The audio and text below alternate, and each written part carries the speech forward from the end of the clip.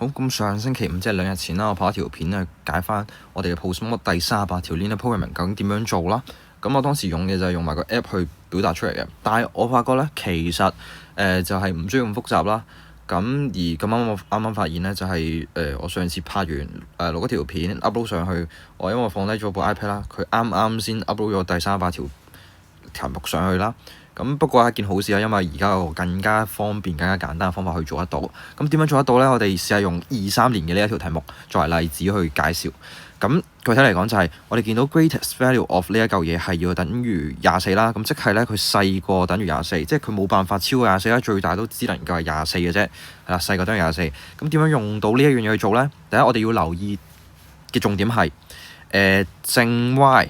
要係細過等於，如果正 y 係細過等於，即係只有呢條式係啱用。好啦，如果呢一條式啱用嘅話，點樣用得到啊？嗱，你會發覺原本呢一個係正3嚟㗎，而家呢度係正6，咁亦即係咧我哋要倍大佢變咗做4x 加 6y 減24細過等於0啦。然後得到嘅結論咧就係、其實個4係有用嘅，亦即係一係 C 一係 D。好啦，下一步點樣能夠用得到另一條式？呢一個去幫你判斷究竟係 C 啊定係 D 個做法就係我哋發現，如果我哋都將呢條式變咗做加 6y 嘅話，會變咗做咩啊？負10x 加 6y， 然後咧就係減24就大過等於0，因為我哋頭先講過強調過一樣嘢，就係正 y 要係細過等於，佢唔係大過等於，咁亦即係咧，如果咁講嘅話，即係個負10係冇用。